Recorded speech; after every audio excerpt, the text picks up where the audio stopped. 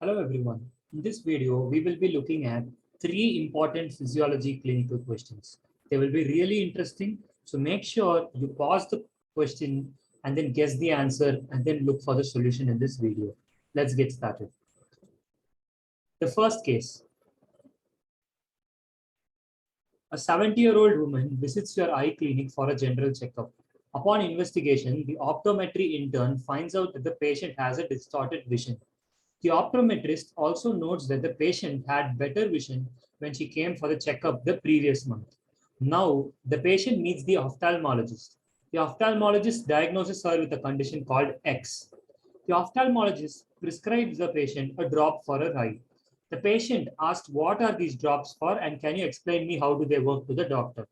The doctor told the patient that these drops has a drug that will diffuse into your eyeball and reduce secretion or increase the absorption of aqueous humor. Now, as an intern rotating in the ophthalmology ward, the doctor asks you, what is the diagnosis X?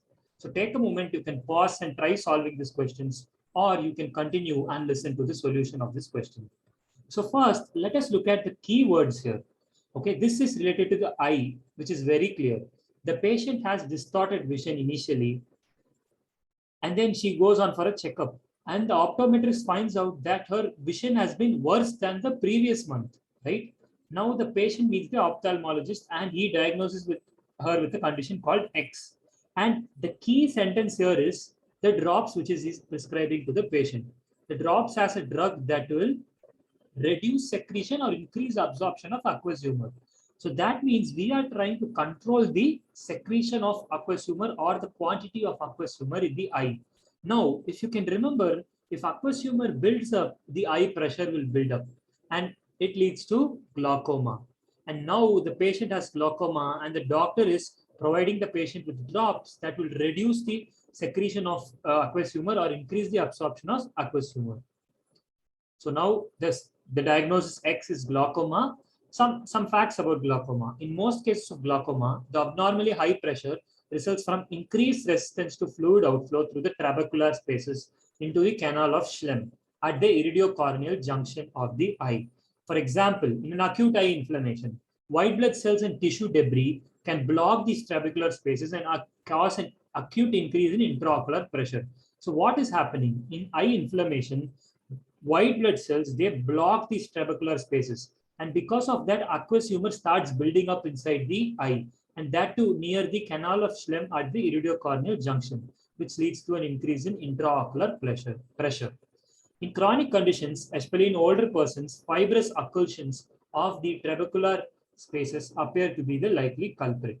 Fibrous occlusions. Let's look at the second case now. Okay, before the second case, here are some symptoms of glaucoma that we must know. High intraocular pressure, which is obvious, lacrimation, redness of the eye, fatigue of organs of vision, appearance of a bright rainbow rim around any light sources and other objects in the eye, pain in the eyes and eyebrows, head pain, and finally, blurred vision. Now, here is the case 2. This is a Ishihara chart used to test color blindness.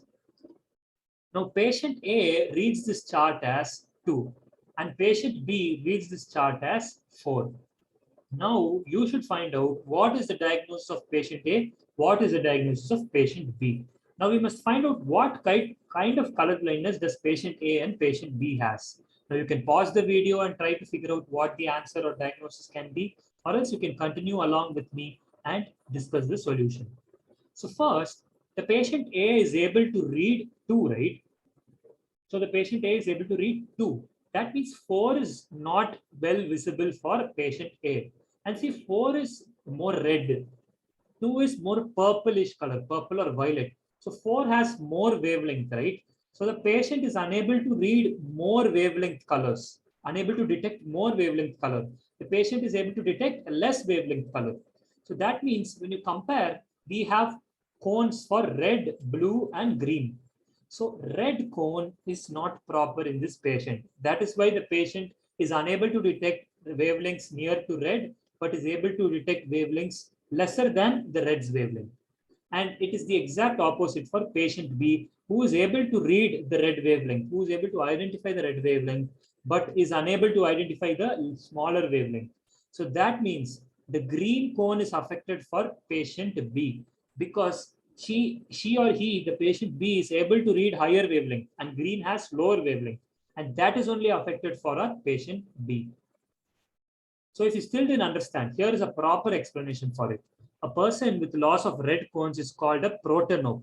Okay, the overall visual spectrum is noticeably shortened at the long wavelength and because of the lack of red cones. So our patient A was not able to read 4, right? He was able to read only 2.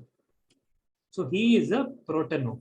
Now a colorblind person who lacks green cones is called a deuteranope. This person has a perfectly normal visual spectral width because red cones are available to detect the long wavelength of red. And that is why our patient B was able to detect red and able to say that this number is 4. So what can we say? The patient A is red blind, protanope. Patient B is green blind, deuteranope. Now, for the final case of this session, you are an aspiring ENT resident at Stanford College of Medicine. A patient comes for a consultation. The patient tells you that she is unable to hear properly. She is able to hear only feeble sounds and nothing else. You do a normal routine check and ask the patient's attender if the patient has had any infection in the ear before. The attender says she is having repeated infections of her ear for the past 6 months. Upon investigation, you find out that there is fibrosis of the ear of the patient, and that is the reason why she is unable to hear properly. You decide to check her hearing disability by taking her to the ENT lab department. Now, what is the instrument you will use to check the hearing disability of the patient, and what is your diagnosis for this patient? Okay, before getting started, I would like to tell you all these long questions are not as tough as we can expect.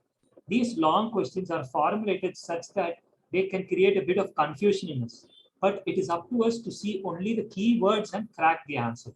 So let's look at the keywords here. The patient tells you that she's unable to hear properly and she is able to hear only feeble sound and nothing else.